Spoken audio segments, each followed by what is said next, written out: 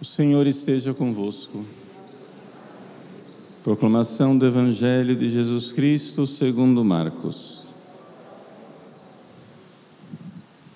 Naquele tempo, Jesus foi a Nazaré, sua terra, e seus discípulos o acompanharam. Quando chegou o sábado, começou a ensinar na sinagoga. Muitos que o escutavam ficaram admirados e diziam: de onde recebeu ele tudo isso? Como conseguiu tanta sabedoria? E esses grandes milagres que são realizados em por suas mãos? Esse homem não é o carpinteiro, filho de Maria, o irmão de Tiago, de José, de Judas e Simão? Suas irmãs não moram aqui conosco? E ficaram escandalizados por causa dele. Jesus lhes dizia: um profeta só não é estimado em sua pátria, entre seus parentes e familiares. E ali não pôde fazer milagre algum, apenas curou alguns doentes, impondo-lhes as mãos, e admirou-se com a falta de fé deles. Jesus percorria os povoados das redondezas, ensinando. Palavra da salvação.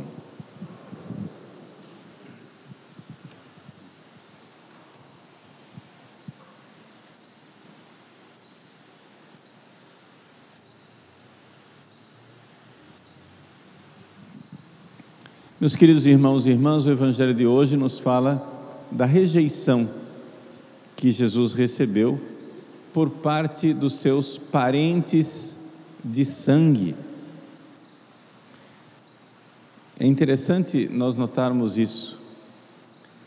São exatamente aquelas pessoas que tinham um parentesco com Jesus, o povo de Nazaré, aquele povo que viu Jesus crescer, que viu Jesus viver ali o seu dia a dia. Exatamente essas pessoas se demonstraram incapazes de ter fé em Jesus. E aqui então nós temos o escândalo daquilo que é o mistério da encarnação. Nós também podemos aproveitar esse Evangelho para meditar a respeito deste escândalo. Antes de falar nisso, que é o nosso tema principal, só gostaria de fazer um pequeno parênteses para esclarecer uma coisa catequética. Aqui se fala que Jesus é filho de Maria e que ele é irmão de Tiago, José, Judas e Simão. Esses 4 nomes aqui são nomes de parentes de Jesus e não de irmãos de sangue. E nós sabemos disso com certeza. Primeiro, a certeza da tradição, que diz que Maria foi sempre virgem. Portanto, Jesus é o único filho de Maria. Nossa Senhora foi virgem antes, durante e depois do parto, intacta. O corpo da Virgem Santíssima permaneceu intacto. E quem são então esses nomes aqui? Quem é este Tiago, por exemplo? Ora, a própria Bíblia nos responde quem é esse Tiago. Na carta de São Paulo aos Gálatas, São Paulo diz que os únicos apóstolos que ele conheceu pessoalmente foram São Pedro e Tiago, irmão do Senhor. Então, um apóstolo, Tiago, irmão do Senhor. Como aqui, olha aí, ó. Jesus é irmão de Tiago. Mas se nós formos olhar lá na lista dos apóstolos Tiagos, nós iremos encontrar 2 Tiagos. Tiago, filho de Zebedeu, que é o irmão de São João, não é esse que é o irmão do Senhor, e o Tiago, filho de Alfeu. Ou seja, esse Tiago, filho de Alfeu, que é, aspas, irmão do Senhor, mas claramente ele não é filho de José, ele é filho de Alfeu, e a mãe dele estava aos pés da cruz, é Maria de Cleofas. porque está escrito lá que estava aos pés da cruz, né? Maria, mãe de Tiago. Então, vejam, está esclarecido, é evidente. Os protestantes insistem para desonrar Nossa Senhora que ela teve outros filhos. Não é verdade. Jesus é o filho único da bem-aventurada, imaculada e virgem santíssima Nossa Mãe Maria. Resolvido esse problema de catequese, aí vem o problema maior da nossa fé, que é a encarnação. O que é a encarnação? A encarnação, meus queridos, é o escândalo de que Deus, Criador do universo, que sustenta o mundo inteiro, está lá sustentado no braço de Nossa Senhora. Deus que alimenta os pássaros, as aves do céu, as feras da mata, Deus que alimenta e sustenta o universo, está lá sendo amamentado por Maria. Esse é o escândalo. O escândalo na nossa fé cristã é que a razão de tudo, aquele que é o porquê do universo, é aquela criança que nasceu em Belém. O mundo foi feito por Ele e nada do que existe foi feito sem Ele, mas foi feito para Ele. É para Jesus que foram criadas as árvores, é para Jesus que foram criadas as nuvens, as estrelas, as galáxias distantes. É para Jesus, para aquele homem, para aquela criancinha pequenina. Ele é a razão de ser do universo. Ele é o Deus Criador de todas as coisas. Ora, isso, para quem não tem fé, é escandaloso.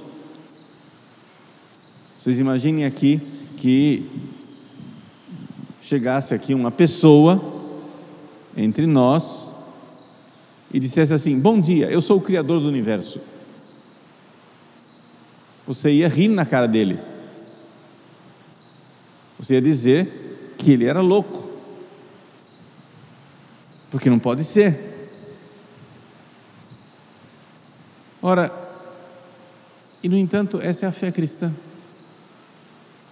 E por que é que nós cremos nisso? Bom, nós cremos nisso por vários sinais que Jesus dá, e com esses sinais começa a surgir dentro de nós a fé. Atenção, Jesus não prova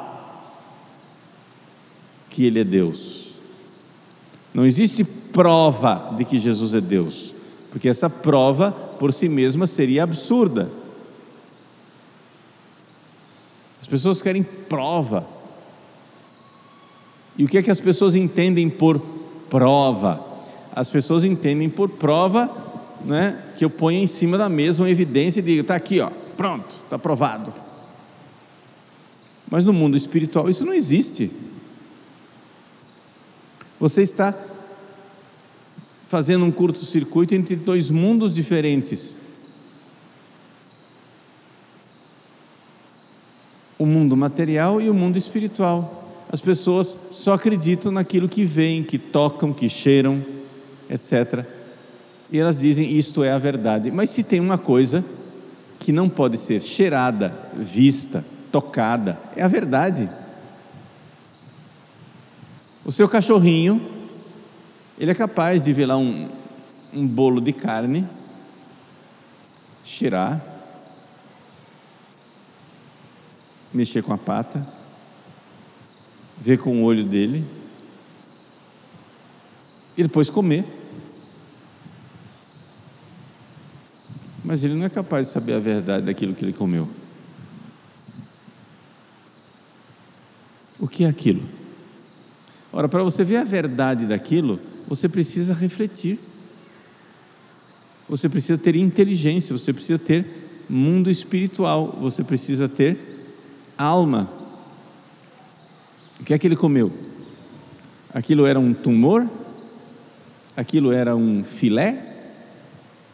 Ou aquilo era um embrião humano?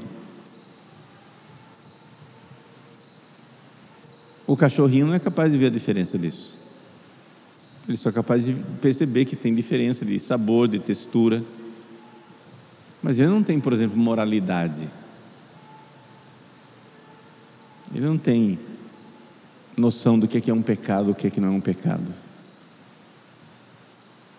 Pois bem, o mundo espiritual, que é o que nos faz humanos, é um mundo que transcende aquilo que é palpável, transcende aquilo que a gente consegue apalpar.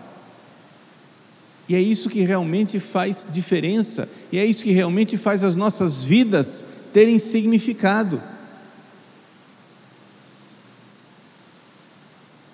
Se nós fôssemos somente animais, não haveria diferença entre a sua mãe deitada numa mesa de cirurgia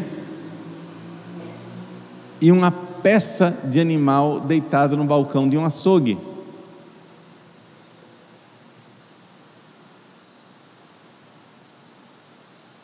Qual a diferença entre o cirurgião e o açougueiro?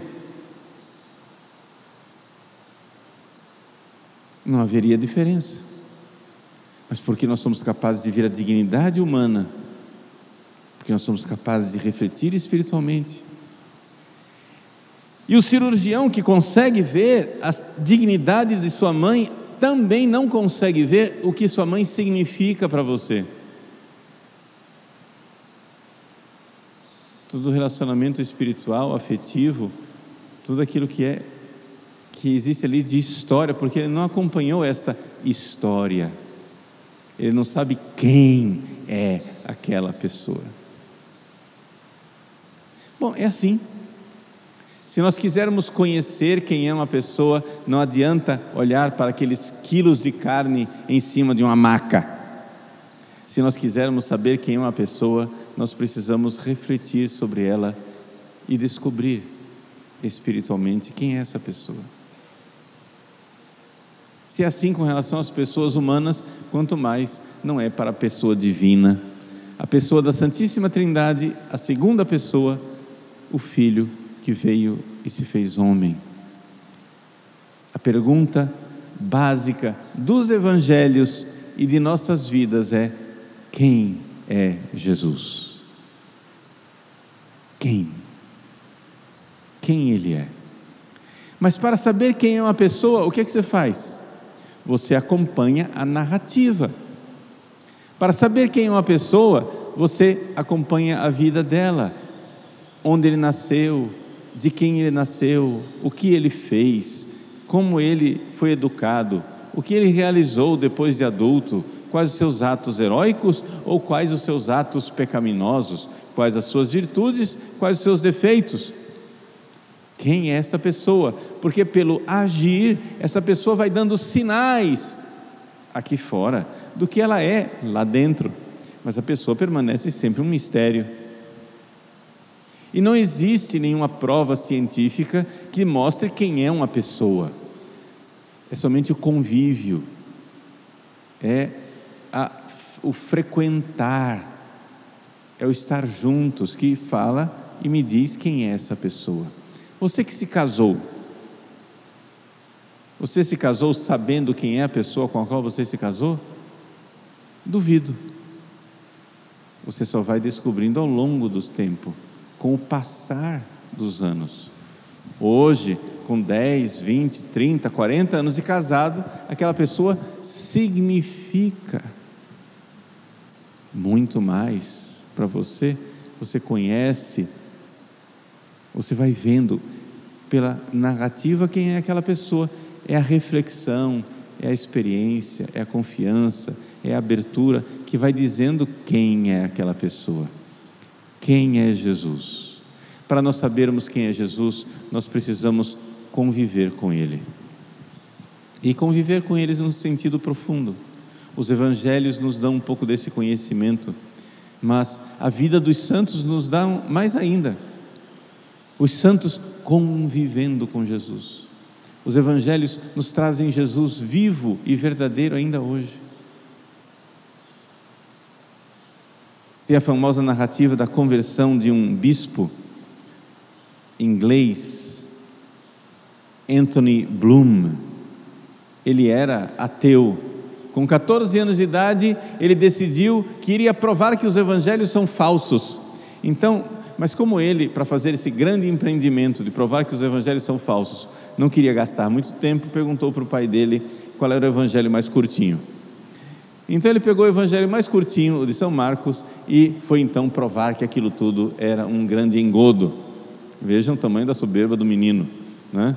Ou seja, você com 14 anos, lendo rapidinho o evangelho de Marcos, você quer desbancar 2000 anos de cristianismo, de tantos santos, sábios, que investigaram essas coisas. Mas deixa para lá, típico de moleque petulante do século XX. O fato é que ele começou a ler o evangelho de Marcos no escritório do pai dele, e depois que ele leu algumas páginas, ele começou a experimentar uma coisa estranha, a sensação de que aquela pessoa a respeito da qual ele estava lendo, Jesus, estava ali. Ele começou a notar que estava ali, e começou a sentir uma presença como se ele estivesse do outro lado da mesa, e continuou lendo, até que finalmente ele teve a experiência da fé, e ele viu que Jesus estava vivo. Foi uma graça de Deus, foi uma intervenção divina, foi uma graça, né, actualis, uma graça atual. Deus tocou o coração dele. Não acontece com todo mundo que lê o evangelho assim. Com todo mundo Deus dá graças atuais, mas não iguais a essa. Cada um Deus dá de um jeito diferente. Mas vejam, vamos resumir tudo o que eu disse no dia de hoje, para você ir para casa com alguma coisa para refletir.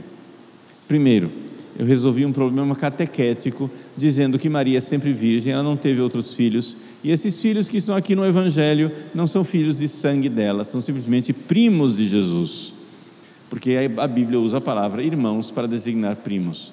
Resolvido esse problema, por que é que esses parentes de sangue de Jesus, por que é que as pessoas que conviveram com Jesus em Nazaré não creram nele? Porque é muito difícil você crer numa pessoa que você viu crescer, e essa pessoa de repente demonstra que ela é o próprio Deus. Ora, você precisa de uma grande humildade para dizer: poxa vida, Deus estava do meu lado o tempo todo e eu não vi. Para você saber quem é verdadeiramente Jesus, você não vai saber isso por provas científicas, colocando na balança um pedaço de alcatra para saber qual é a natureza daquela coisa. Não é assim. Não se coloca Jesus na balança para saber quem é uma pessoa, assim como você quer saber quem é a pessoa do seu filho, quem é a pessoa da sua mãe, do seu pai, do seu esposo, da sua esposa. Você precisa conviver com essa pessoa e precisa baixar o escudo. Se você está sempre com o escudo levantado, sem confiança, não tem amor, não tem relacionamento de confiança, você nunca vai conhecer aquela pessoa.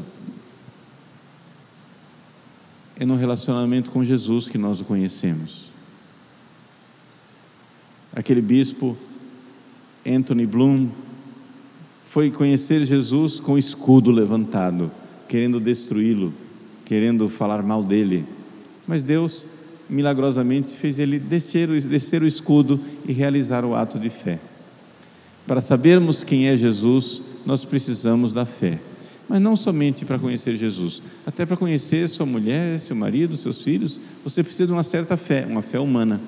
Para conhecer Jesus, que é uma pessoa divina, nós precisamos de uma fé divina. Por isso o escândalo dos homens e mulheres de Nazaré é compreensível, mas não é justificável.